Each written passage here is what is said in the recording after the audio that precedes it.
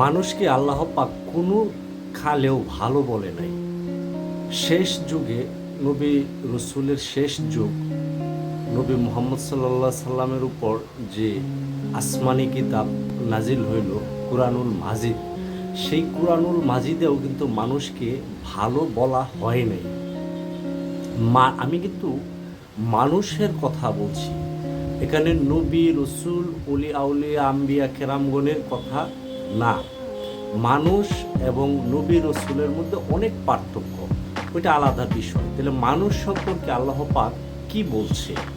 পবিত্র কুরআন শরীফে আল্লাহ পাক মানুষকে অনেকগুলো বিশেষণ মানুষের মধ্যে লাগানো হয়েছে। যেমন মানুষ অধৈর্যশীল, মানুষ বেসবুর, মানুষ জুলুম করে, মানুষ মিথ্যা বলে, মানুষ অন্যের সম্পদ মাইরে খায়, মানুষ আনমনা, মানুষ কি করে এতিমের হক নষ্ট করে।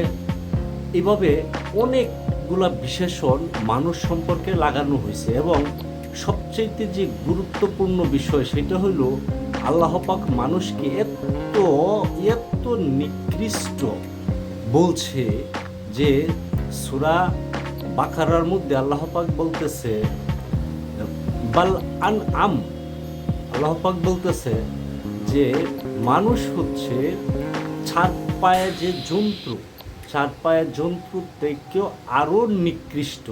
বাল ভরং আনআম, যে চার পায়া জন্তু, চার পায়া পশুগুলো আছে না, ওই পশুগুলোর থেকে আরও নিকৃষ্ট হইল মানুষ। অর্থাৎ আমরা আসলেই মানুষেরা কত অহংকার করি, আমরা মানুষেরা কত গরিমা করি, শিক্ষার গরিমা, শিক্ষার অহংকার, তারপরে টাকা পয়সার অহংকার, ধন সম্পদের অহংকার, ক্ষমতার অহংকার, কত রূপের অহংকার, কত অহংকার করি। অথচ আল্লাহ পাক আমাদেরকে পশু, যে পৃথিবীর মধ্যে মানুষ সৃষ্টির সেরা বলে আশরাফুল মাখলুকাত, কিন্তু আল্লাহ তাআলার ভাষায় আর কোরআনের ভাষায় মানুষ হচ্ছে পশুর থেকে আরও নিকৃষ্ট। তাহলে একটু চিন্তা করার বিষয় যে মানুষ কুলে জন্ম নিলেই আসলে মানুষের মনুষ্যত্ব হয় না।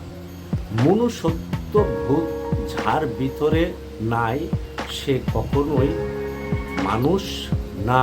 কারণ আল্লাহ বলতেছে যে মানুষ চার পায়া জন্তুর থেকেও নিকৃষ্ট। তাহলে মনুষ্যত্ব অর্জন করতে হয়, মানুষকে মনুষ্যত্ব অর্জন করতে হয়। মনুষ্যত্ব যার ভিতরে নাই সে মানুষ না।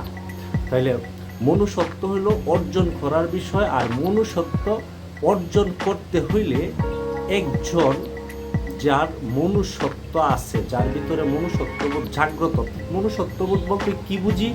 মনুষ্যত্ববোধ হচ্ছে যিনি অন্যায় থেকে দূরে থাকে, যিনি অন্যায়ের সাথে কোনোভাবেই সম্পৃক্ত না। তার অনেক লস হয়ে যাবে, অনেক ক্ষতি হয়ে যাবে, কিন্তু তিনি অন্যায় করবেন না, কারণ তার ভিতরে মনুষ্যত্ববোধ জাগ্রত।